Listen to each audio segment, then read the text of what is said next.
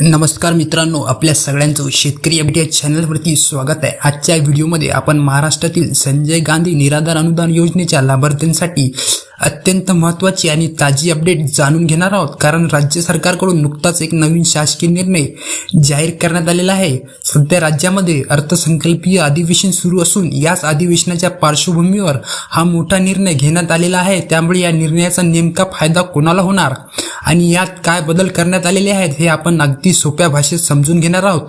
पण त्याआधी एक छोटी विनंती, जर तुम्ही आपल्या चॅनलवर पहिल्यांदा आला असाल किंवा पहिल्यांदा हा व्हिडिओ पाहत असाल तर लगेचच चॅनलला सबस्क्राईब करून ठेवा, जेणेकरून महत्त्वाची अपडेट तुमच्यापर्यंत लवकरात लवकर पोहोचेल मित्रांनो। कारण संजय गांधी निराधार योजनेशी संबंधित प्रत्येक नवीन अपडेट, शासनाने महत्त्वाचे निर्णय आणि लाभार्थ्यांसाठी उपयुक्त माहिती आपण इथे वेळोवेळी देत असतो। आता विशेष म्हणजे मार्च महिन्याचा हप्ता नेमका कधी खात्यात जमा होणार याबद्दलची महत्त्वाची माहिती सुद्धा पुढे आपण या व्हिडिओमध्ये पाहणार आहोत। त्यामुळे व्हिडिओ शेवटपर्यंत नक्की बघा। चला तर मग आता वेळ न घालवता आजच्या महत्त्वाच्या अपडेटला सुरुवात करूया आणि महाराष्ट्र शासनाने संजय गांधी निराधार अनुदान योजनेच्या लाभार्थ्यांसाठी नेमका कोणता नवीन निर्णय घेतलेला आहे हे सविस्तरपणे समजून घेऊया। महाराष्ट्र शासनाकडून अतिशय महत्त्वाचा GR जारी करण्यात आलेला आहे। आता हा GR आपण समजून घेणे अत्यंत महत्त्वाचे आहे। शासनाने स्पष्ट उद्दिष्ट असं आहे की राज्यातील दिव्यांग व्यक्तींना शिक्षण, आर्थिक मदत आणि सामाजिक आधार मिळवा, त्यांचं पुनर्वसन व्हावं, त्यांना स्वावलंबी बनवून समाजाच्या मुख्य प्रवाहात आणावं।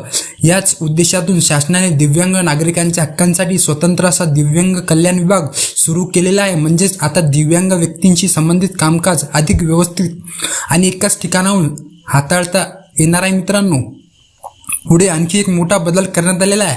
आत्तापर्यंत सामाजिक न्याय व विशेष सहाय्य विभागामार्फत राबवल्या जाणाऱ्या विशेष सहाय्य योजनांमध्ये जे दिव्यांग लाभार्थी DBT पोर्टलवर नोंदणीकृत होते त्या सर्व लाभार्थ्यांना आता दिव्यांग कल्याण विभागाकडे वर्ग करण्यास शासनाने अधिकृत मान्यता दिलेली आहे। तर मित्रांनो, हा निर्णय साधा नाही तर खूप मोठा आणि महत्त्वाचा मानला जातो।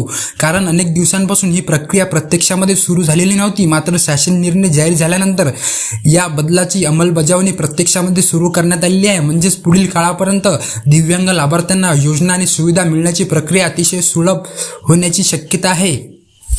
आता बघा, शासनाने मुख्य उद्देश अगदी स्पष्ट आहे।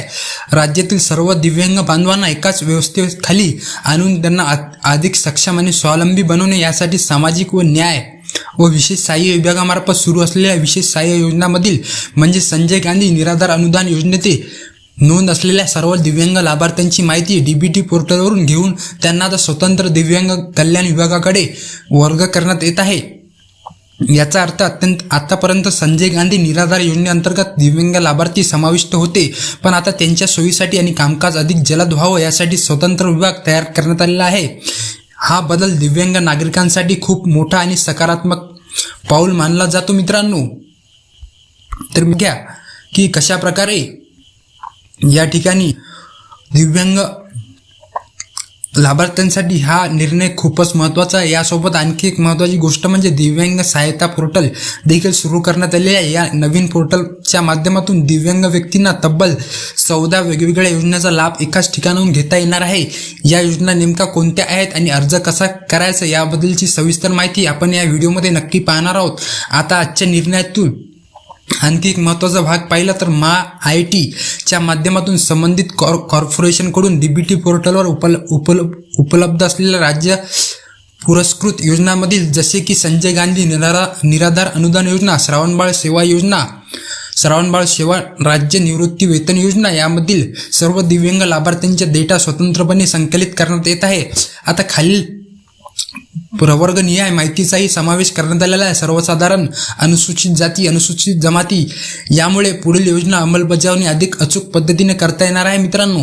त्याचबरोबर केंद्र शासनाने योजनाचाही यामध्ये समावेश करण्यात आलेला आहे। इंदिरा गांधी राष्ट्रीय वृद्धपकाळ निवृत्ती वेतन योजना, इंदिरा गांधी राष्ट्रीय विधवा निवृत्ती वेतन योजना, इंदिरा गांधी राष्ट्रीय दिव्यांग निवृत्ती वेतन योजना, या योजनेतील दिव्यांग लाभार्थ्यांची माहिती देखील संबंधित ग्रामविकास विभागामार्फत संकलित करण्यात येत आहे। म्हणजेच राज्य आणि केंद्र अशा दोन्ही स्तरावरील लाभार्थ्यांचा संपूर्ण डेटा आता एकत्रितपणे केला जात आहे मित्रांनो। आता विशेष सहाय्य योजनेअंतर्गत येणाऱ्या राज्य व केंद्र पुरस्कृत दिव्यांग लाभार्थ्यांना मार्च 2026 पर्यंत आर्थिक सहाय्य हे सामाजिक न्याय व विशेष सहाय्य विभागामार्फत वितरित केले जाणार आहे. म्हणजे सध्याच्या आर्थिक वर्षापर्यंतची जबाबदारी हा विभाग सांभाळणार आहे.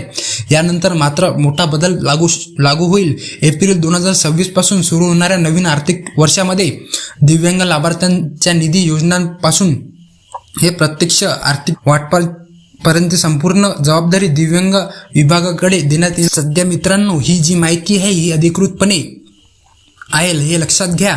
पण या संपूर्ण निर्णयामधला सर्वात महत्त्वाचा मुद्दा नेमका काय तो आपण आता सोप्या शब्दात समजून घेऊया. आतापर्यंत संजय गांधी निराधार अनुदान योजनेच्या माध्यमातून दिव्यांग बांधवांनाही नियमित अनुदान दिले जात होते. म्हणजेच ही योजना दिव्यांग लाभार्थ्यांसाठी सुद्धा लागू होती. पण आता शासनाने मोठा बदल करत दिव्यांग व्यक्तींसाठी स्वतंत्र असा विभाग तयार केलेला आहे आणि सर्व दिव्यांग लाभार्थ्यांना तर नवीन विभागाकडे वर्ग करण्यात आलेले आहे. यापुढे अनुदान वाटपाची संपूर्ण प्रक्रिया वेगवेगळ्या पद्धतीने सुरू होणार आहे. शासन निर्णयामध्ये स्पष्ट नमूद केलेले आहे की मार्च 2026 पर्यंत जे आर्थिक सहाय्य आहे ते पूर्वीप्रमाणे सामाजिक न्याय व विशेष सहाय्य विभागामार्फतच दिले जाणार आहे. आता सरळ शब्दात सांगायचं झालं तर मार्च पर्यंत जुनी प्रणाली आणि एप्रिलपासून दिव्यांग लाभार्थ्यांसाठी पूर्णपणे स्वतंत्र अनुदान योजना व्यवस्थितपणे लागू करण्यात येणार आहे. आता हा बदल भविष्यामध्ये लाभार्थ्यांसाठी अतिशय सोयीस्कर ठरेल. आता अनेक लाभार्थ्यांच्या मनामध्ये एकच प्रश्न आहे, अनुदान वाढीबद्दल काही निर्णय झाला आहे का? तर सध्या तरी अनुदान वाढी संदर्भामध्ये कोणती अधिकृत घोषणा करण्यात आलेली नाही. अर्थसंकल्पीय अधिवेशन सुरू असल्यामुळे पुढील काही दिवसामध्ये सरकारकडून नवीन माहिती समोर येण्याची शक्यता आहे. अधिवेशनामध्ये याबद्दल जे काही अपडेट किंवा निर्णय जाहीर करण्यात आलेले आहेत ते तुमच्यापर्यंत सर्वात आधी पोहोचवण्याचा प्रयत्न आपण नक्कीच करणार आहोत. पण आजचा जो शासन निर्णय आहे तो दिव्यांग बांधवांसाठी खरोखरच महत्त्वाचा ठरेल.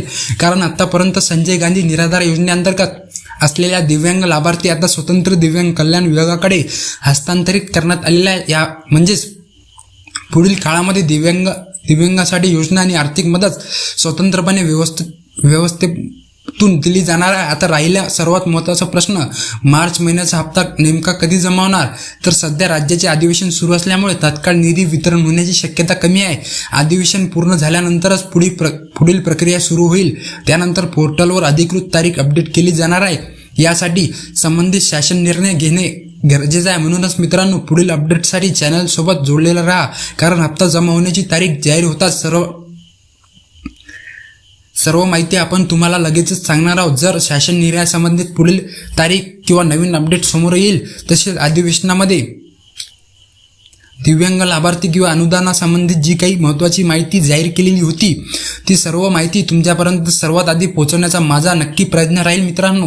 म्हणूनच तुमच्यासाठी एक अतिशय छोटीशी विनंती, जर अजूनही आपण चॅनलला सबस्क्राईब केलं नसेल तर आताच चॅनलला सबस्क्राईब करून टाका. अशाच सरकारी योजना, शासकीय निर्णय आणि हप्त्याची माहिती अचूकपणे मी तुम्हाला इथे देत राहीन मित्रांनो. तुम्हाला जर हा व्हिडिओ आवडला असेल तर व्हिडिओला लाईक करा, सबस्क्राईब करा आणि व्हिडिओला शेअर करा जास्तीत जास्त लोकांपर्यंत आणि चॅनलला सबस्क्राईब करून बेल नोटिफिकेशनला ऑनवर सेट करा, जेणेकरून महत्त्वाची अपडेट तुमच्यापर्यंत लवकरात लवकर पोहोचेल. तर मित्रांनो, जय हिंद, जय